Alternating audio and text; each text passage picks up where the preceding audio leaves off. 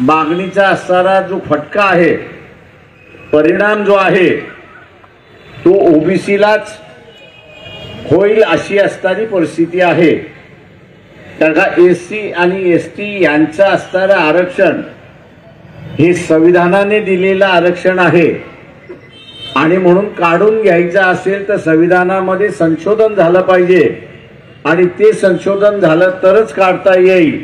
आपण असणारं ह्या लोकसभेच्या निवडणुकीमध्ये पाहिलं की भारतीय जनता पक्षाच्या वतीने आम्ही संशोधन बदलू अशी घोषणा दिली, 400च्या वरती जागा जिंकू म्हणून सांगितलं, कसं बस सरकार आलं अशी परिस्थिती आहे। आणि शपथविधी घेताना नरेंद्र मोदी यांनी शपथविधी घेतली ते संविधान आपल्या कपाळाला लावलं आणि आपल्याशी एक संवाद त्याच्यातून साधला की हे संविधानच माझं आता आहे आणि मीच याला वाचवणार असं भास आपल्या सगळ्यांना त्या ठिकाणी केला। मित्रो, संविधानाला आता असताना कोणी हात लावू शकत नाही अशी असणारी परिस्थिती आहे। त्याच्यामुळे असणारं एससी एसटीचं आरक्षण जे आहे ते कायम आहे हे आपण लक्षात घ्या।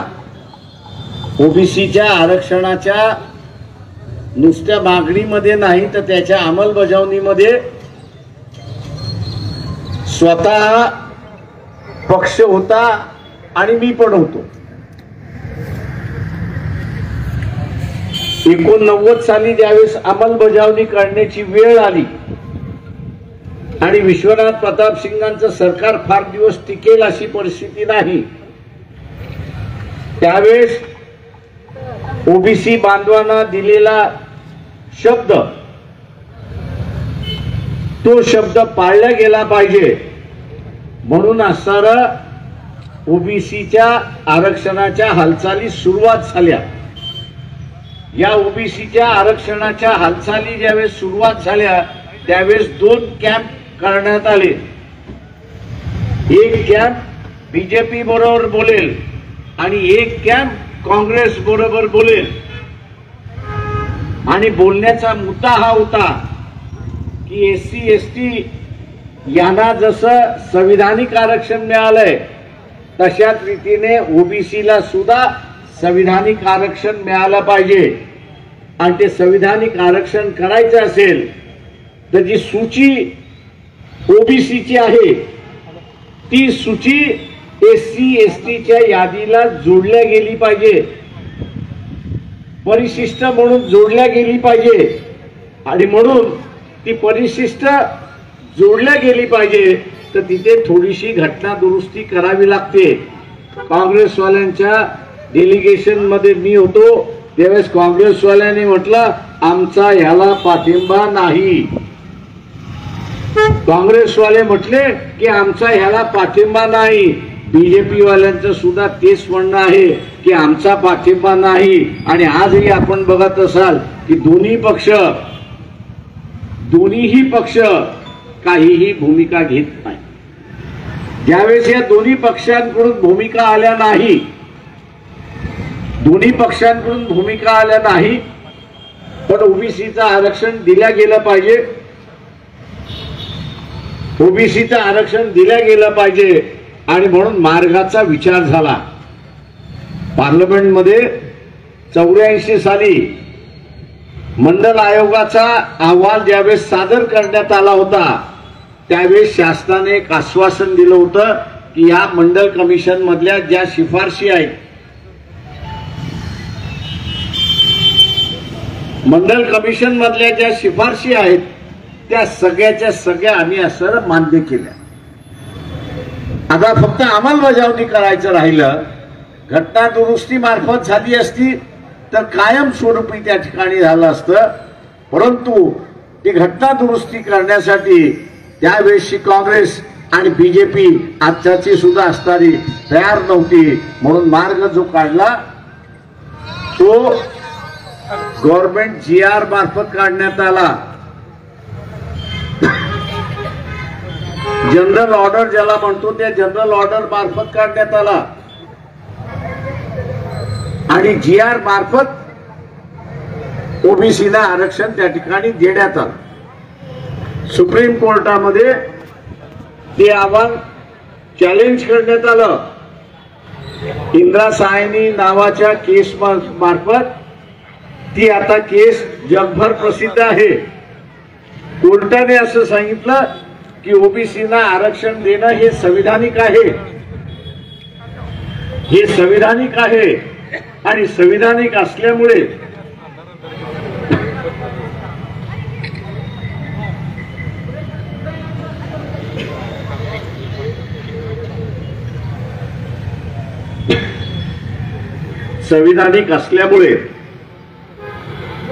ते टिकलं. परंतु एक प्रश्न शिल्लक राहिला आणि तो म्हणजे की GR मार्फत आरक्षण देता येतं का. तिथेच कुठेतरी आमच्या मनामध्ये असताना पाल चुकली की ज्यांनी जी भूमिका घेतली आहे की आरक्षण रद्द करा. आपल्याला माहित असेल की सुप्रीम कोर्टाचे असणारे एक जज खानविलकर, लॉर्डशिप खानविलकर यांनी आकडेवारी नाही म्हणून नगरपालिका, जिल्हा परिषद, पंचायत समिती इथला असणारा ओबीसीचं आरक्षण थांबविण्यात आलं होतं. आता आपण बघत असाल की ओबीसीची मागणी आहे, ओबीसीची मागणी आहे की आमची जनगणना झाली पाहिजे. आणि दुसऱ्या बाजूस आपण बघत असाल की शरद पवार यांचं असणारं वक्तव्य आहे, शरद पवार यांचं असणारं वक्तव्य आहे की समाजाचे 225 आमदार आम्ही जिंकून आणणार. त्यांनी महाविकास आघाडी म्हटलं असतं तर आपण समजू शकलो असतो की पक्षाचं आहे. परंतु त्यांनी पक्षाचं म्हटलं नाही तर त्यांनी असणारं समाजाचे म्हटले आणि तिथे असणारं घात होण्याची शक्यता आहे हे आपण लक्षात घ्या. घात होण्याची शक्यता आहे. सभागृहामध्ये ओबीसीचा प्रतिनिधी गेला नाही आणि शरद पवारांच्या म्हणण्याप्रमाणे असणारा आरक्षण विरोधी त्या ठिकाणी असणारा गेले तर त्यांना फक्त एकच ठराव करायचा आहे की ओबीसीची जनगणना होत नाही तोपर्यंत असणारा हा मंजूर झालेला ठराव हा स्थगित केलेला आहे. जनगणना आली की मग आपण असणारा पुन्हा तो लागू करा.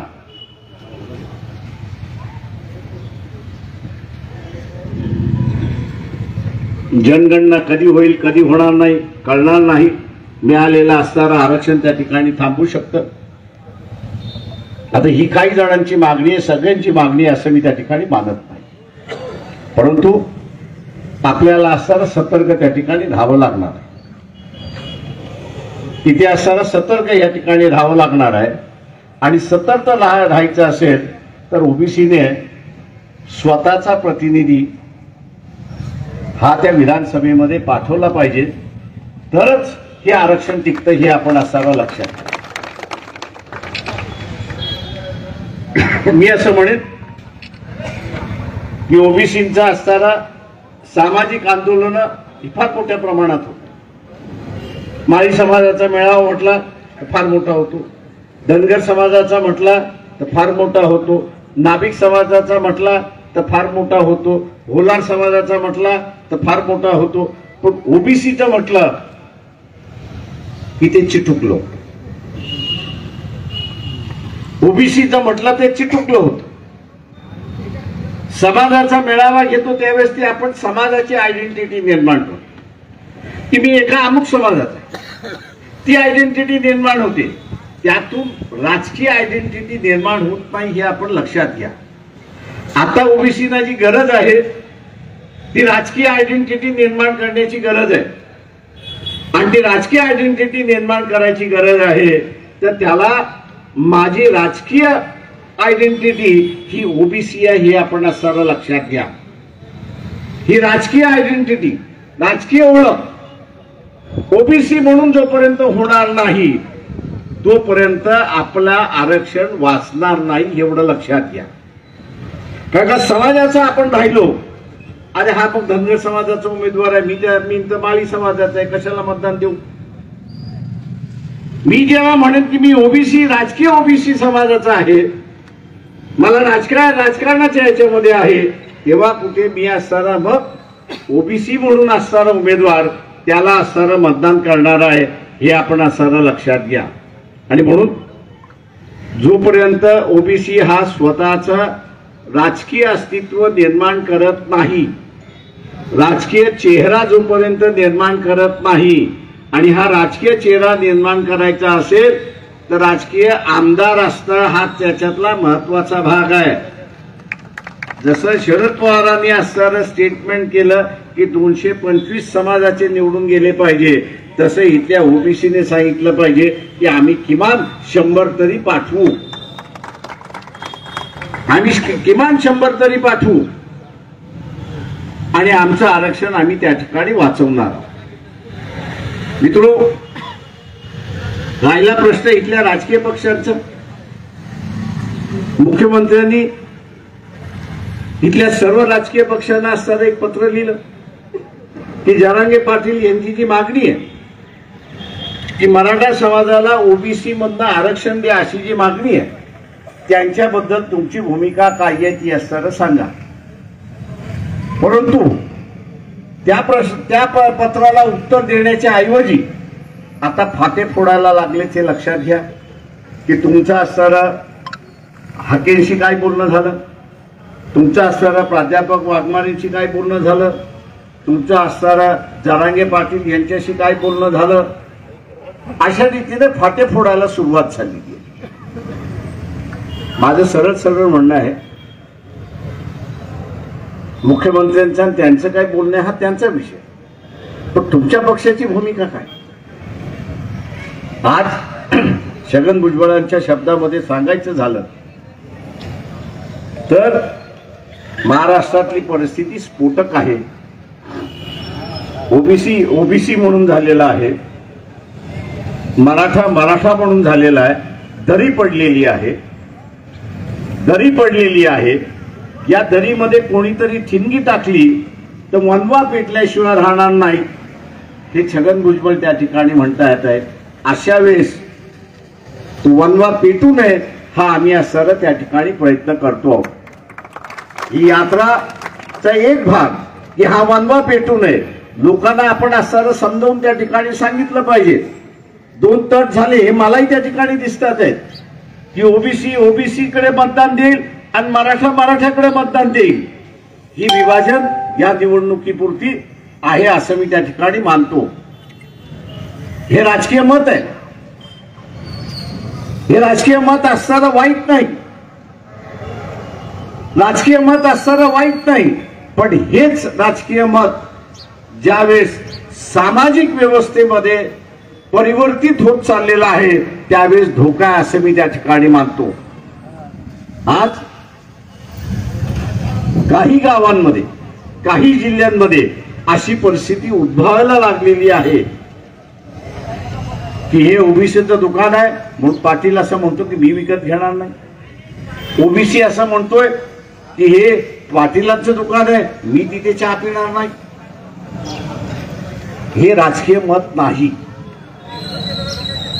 ही राजकीय भूमिका नाही, ही सामाजिक भूमिका झाली. आणि आम्ही असली अपेक्षा करतोय की राजकीय मतभेद आपले सगळ्यांचेच आहे. काही जण काँग्रेसला मतदान करतात, काही जण बीजेपीला मतदान करतात, काही जण एनसीपीला मतदान करतात, काही जण असणारा उद्धव ठाकरे यांना असताना मतदान करतात, काही जण एकनाथ शिंदे यांना मतदान करतात. ते राजकीय मत झालं. त्या राजकीय मतातून संघर्ष होत नाही. परंतु मी याच्या दुकानामध्ये चाय पिणार नाही आणि याच्या दुकानातून विकत घेणार नाही, हा राजकीय मतभेद नाही, हा असणारा सामाजिक मतभेद आहे की ज्या सामाजिक मतभेदाचं कुठलाही राजकीय पक्ष फायदा घेऊ शकतो हे आपण लक्षात घ्या. आणि म्हणून माझं राजकीय मत हे राजकीय मतच असलं पाहिजे, त्याचं सामाजिक परिवर्तन होता कामा नये याची दक्षता आपण सगळ्यांनी घेतली पाहिजे. हे आवाहन वंचित बहुजन आघाडीच्या वतीने मी आपल्या सगळ्यांना या ठिकाणी करतोय. मित्रो, त्याच्याच बरोबर दुर्दैव असं मी म्हणेन की राजकीय पक्ष भूमिका घेण्याच्या ऐवजी इलेक्शन डोळ्यासमोर ठेवून मी माझ्या समाजाला कसं दुखवायचं, माझ्या समाजाच्या विरोधात मी भूमिका कशी घ्यायची याच्या विवशतेमध्ये पडलेले आहेत. राष्ट्रवादी काँग्रेस शरद पवारांचं जे आहे किंवा बाळासाहेब थोरात यांची काँग्रेस असेल, आपण जरांगे पाटील यांच्या मागणीला विरोध केला तर मराठा समाज आपल्याकडून तुटतो की काय याची भीती आहे. पाठिंबा दिला तर ओबीसी तुटतो की काय ही भीती आहे. उद्धव ठाकरे असेल किंवा देवेंद्र फडणवीस असेल, ते स्वतःला म्हणतात मी काय असतं आहे, ब्राह्मण आहे, मला काय घेणं देणं आहे, लढतील बघतील. ही जी भूमिका राजकीय पक्षांची झालेली आहे ही अत्यंत घातक आहे असं मी त्या ठिकाणी मानतो. हे राजकीय पक्षांना आपण असणारा जबाब विचारला पाहिजे की तुम्ही प्रत्येक याच्यामध्ये राजकारण बघणार आहात का, प्रत्येक याच्यामध्ये तुम्ही सत्ता बघणार आहात का, की या ठिकाणी महाराष्ट्रातलं सामाजिक सलोखा जो आहे, फुले, शाहू, बाबासाहेब आंबेडकर, यशवंतराव चव्हाण यांचा असणारा आपण जे नाव घेता, वसंतराव नाईक यांचं आपण जे नाव घेता, या माणसाने कधीही निर्णय घेत असताना मी कुठल्या समाजाचा याचा त्यांनी कधीच विचार केला नाही, किंवा मी निर्णय घेतल्यानंतर माझा समाज माझ्या विरोधात जाईल का याचा त्यांनी कधीच विचार केला नाही. तर त्यांनी लोकहित आणि राज्यहित हेच लक्षात ठेवून त्यांनी असणारा निर्णय घेतला. लोकहित आणि राज्यहित हेच बघून त्यांनी असणारा निर्णय घेतलेला आहे. माझं आव्हान आहे की आपण सुद्धा या राजकीय पक्षांना बाबा तुम्ही इलेक्शनच्या अगोदर भूमिका घ्या, या बाजूची की त्या बाजूची ही भूमिका घ्या. हे जर घेणार नसतील तर आपण जे काही करायचं असेल ते करा, मी काही त्या ठिकाणी बोलत नाही मित्रो. परंतु आरक्षण ज्या देशामध्ये जे आलं, शाहू महाराजांनी जे आणलं, त्यावेळेस सुद्धा अनेक जणांनी त्यांना असं विचारलं की ह्याची गरज काय, त्यांनी त्याचं उत्तर दिलं नाही. त्यांनी घोड्याच्या तबेलातून उत्तर दिलं, घोड्याच्या तबेलातून त्यांनी असं उत्तर दिलं. 2 वेगवेगळी ताटं केली, सशक्तांना पहिल्यांदा दिलं, थोडंसं उचललं आणि बाजूच्या ताटामध्ये दिलं. जे अशक्त होते ते सगळे बाजूला आले आणि तिथनं खायला लागले. त्यांनी असं म्हटलं की समाज व्यवस्था ही अशी आहे, जे अशक्त आहेत त्यांना वेगळं काढून द्यावं लागेल आणि वेगळं काढून देण्याची व्यवस्था या देशामध्ये आपल्याला बाबासाहेबांनी घटनेच्या माध्यमातून दिलेली आहे. आणि म्हणून ती टिकवणं हे आपला असणारा जबाबदारी असं मी त्या ठिकाणी मानतो. आज SC ST चा विद्यार्थी जो आहे हा स्कॉलरशिपसाठी लढतोय, किंवा शासनाने स्वतःचा पैसा काही देत नाही, केंद्राकडून जेवढी स्कॉलरशिप येते तेवढीच फक्त वाटप करतोय, त्याच्या पलीकडे करत नाही. इतर राज्यांमध्ये राज्य स्वतःचा हिस्सा टाकतो आणि केंद्राचा हिस्सा असं 2 करून त्याला डबल स्कॉलरशिप मिळते अशी परिस्थिती आहे. इथे SCच्या विद्यार्थ्याला सुद्धा राज्याने स्वतःचा हिस्सा टाकून त्याची स्कॉलरशिप डबल केली पाहिजे आणि तीच व्यवस्था इथल्या ओबीसीला विद्यार्थ्यांना लागली पाहिजे. कारण का आता या महागाईमुळे 100 जागा ओबीसीच्या राखीव असतील, 100 जागा ओबीसीच्या राखीव असतील तर त्या 70-75 फक्त भरल्या जातात, उरलेल्या 25 खाली राहतात. ही परिस्थिती कधी क्रीमी लेअर लागल्यानंतर सुद्धा असणारी परिस्थिती आहे. हा जो 25% जागा खाली राहतात, 30% जागा ज्या खाली राहतात, त्याचं एकमेव कारण की त्या आई बापाची परिस्थिती नाही की त्या फिया भरता येईल.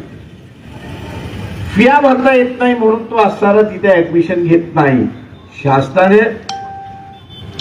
शासनाने त्याला व्यवस्था करून दिली पाहिजे आणि स्कॉलरशिप मार्फत ती व्यवस्था करून दिली पाहिजे असं आव्हान या आरक्षण परिषदेच्या आरक्षण यात्रेच्या वतीने मी शासनाला करतोय आणि आपल्या सगळ्यांना सर आवाहन करतोय की आपलं जे राजकीय मत झालेलं आहे की मी अमुक याला मतदान करणार नाही, मी तमुक याला मतदान करणार नाही, याच्याबद्दल काही गैर नाही. तुम्ही त्या पद्धतीने वागा, पण स्वतःच हे मत सामाजिक मत होऊ देऊ नका, सामाजिक संघर्ष होऊ देऊ नका हे आवाहन करतो आणि आपली सगळ्यांची रजा घेतो. बाळासाहेब संघर्ष करो.